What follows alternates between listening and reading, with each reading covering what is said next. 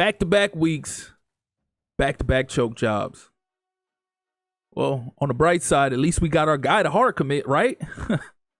What a joke. It's all a joke right now, bro. I swear to God. Hopefully, he can bring some positivity and success to this university in the future, because right now, it's all negativity. And it's a blessing that we were able to get him to hard commit, as well as Vince Tompkins. We got him to hard commit as well. 3-star cornerback, 6'2", 199, 98 speed. How? That's all I want to know is how. How were we able to get these guys to hard commit after sitting and witnessing us blow back-to-back games? Typically, I would say that, I should be happy about it. Y'all would probably say that I should be happy about it, but there's not much to be happy and excited about. We just blew back to kiss the playoffs goodbye. We might be on the verge of kissing the conference championship goodbye. After starting off 4-1, we've lost 2 straight. All momentum that we gained in the first 5 games of the year is completely gone. And which is crazy because we started out 1-0 and we had that disgusting loss against Clemson. And right then and there, we felt like we couldn't beat anybody else the way we lost against Clemson. But sure enough, we bounced back in a major way in that following game and ended up going on a 3-game tear, which ended up landing us in the position we were in at 4-1. And 2 games in a row, we had the lead, and we completely gave it away. And the last one was the most egregious one. The last one was the most egregious one because we had just secured the ball away from them on the goal line. And what do we do the very next play? Throw it right to them. Pick 6. Go back to the house for a touchdown and tie the ball game. And then guess what? After that, they had all momentum. They had all the momentum. And we couldn't get our feet back up underneath us from there on out. So thankfully, we are on a bye week. It is just in time. This is just in time. Perfect time, and we need this right now. So right now, I need to finish off all of this scouting. I came in here with 100 hours. We scheduled a visit with Earl Candidate.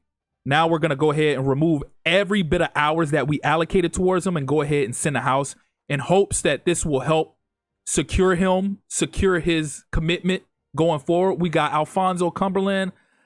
We can go ahead and schedule a visit for him as well. Makes sense to go ahead and schedule them against our most hated rival in App State. And that's one of our 80 expectations as well. So it's a big game coming up this week. If we don't win any other game this year, we have to make sure at least we pull off this one. So in the process, we want to go ahead and schedule all of our recruits to go ahead and attend this game because we anticipate coming through and getting the job done on this one. If we don't get the job done on this one, I don't feel like I might just simulate the rest of the season if we lose this game because what the hell? But I can't downplay the possibility of us losing not just this game, but any other game. Because while I'm in the process, I got to think about last college football and the Dynasty rebuild with Kent State and how we didn't get off to a hot start, but instead we started off extremely bad. I want to say we started off, was it like 0-5? 1-5, something like that. But then we went on a hot streak, went on a tear, won a bunch of games in a row, and ended up making the conference championship. So this might be a reversal of fortune here. We might just end up, we might have just ended up getting that streak early, and now we're going on this losing streak. But LSU versus Auburn this week, you had Nebraska pull off a big-time victory over number 1 Oregon, 30-27 in overtime. And then Arrington Maiden ended up being the offensive player of the week with 373 pass yards, 3 TDs, and 64% completion percentage. But we're just about done for the week. We got all our recruiting locked in. You saw the Heisman race. Of course, none of our guys are in the running. Why would they be?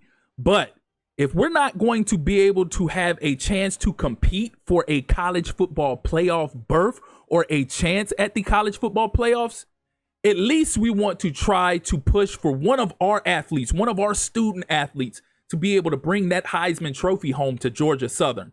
That would be a pretty decent consolation prize right there. So going forward, that's going to be our main goal, because there's no chance in hell we'll be able to make the college football playoff with 3 losses as a 1-star university in the Sun Belt Conference. So there's only 2 goals we got going forward the rest of the season. Try to win a Heisman and try to make sure we beat Appalachian State. So looking real good this week for a lot of the prospects that we were dedicating a ton of hours towards last week during the bye.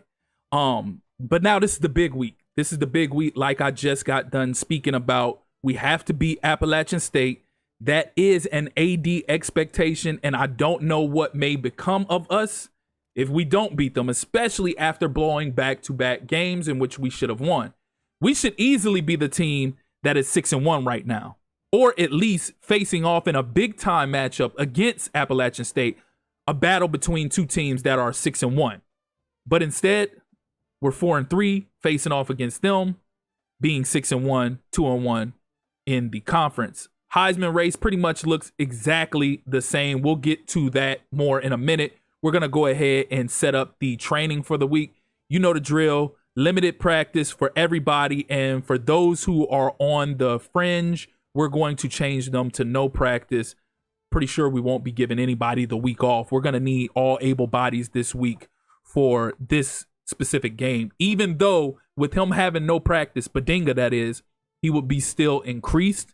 We have to take that chance. So weekly training is complete, and now we just need to see what's on the agenda for recruiting for this week as well. So we have 40 hours for this week. We don't need to do anything with Mangum because we already have him hard committed, and we need to do what we normally do, which is move anybody who has committed already down to the bottom of the list.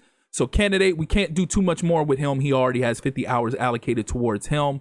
Cumberland has 40.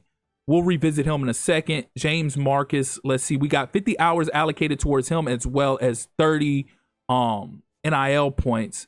Damania, I'm going to have to figure out how to pronounce his name too. But we'll go ahead and remove his time and do send the house. Don't have enough points. What? Oh, I still got DM the player on there. Duh. Remove DM the player. Now we can send the house. So hopefully this will help us secure Damania. I'm gonna go with Damania for now. So we'll remove JJ Best as well. Let's see, 25 hours left for the week.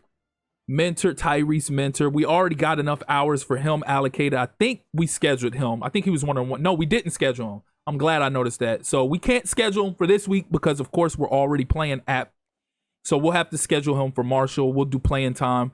We got a B- there. That should suffice, should I say. And we have 15 hours left. Tompkins, we already got him the hard commit. So we're good there. Who can we give these last 15 hours to?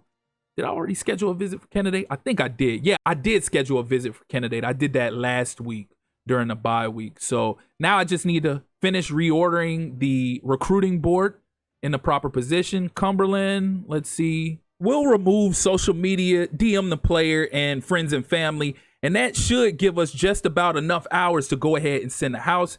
And there you have it. We have 55 hours left to work with.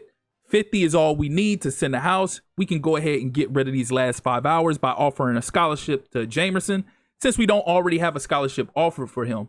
Now he's expecting 25 NIL. We have 20 to offer, but we're not offering him 20. We need to, at this point, save what little bit of NIL money we have left. So we only have 20. We're going to keep that to the side for a rainy day, but that's going to do it this week as far as recruiting is concerned. Before we get out of here, taking a look at the Heisman race, it's looking virtually the same as it has the previous weeks, with John Mateer leading the pack and Jade Maava. As a matter of fact, I think Mateer might have leapfrogged Maava, because for the longest Maava was leading the pack. But then you got Marcel Reed in third and Byron Brown at 4. They've kind of been interchangeable throughout this whole process. LSU pulled off the big time victory over Auburn, 45-24, and you have a big time Big Ten conference clash between Ohio State, number 3 Ohio State, and number 9 USC this week. But that's going to wrap it up for the top stories, and that's going to do it for this week.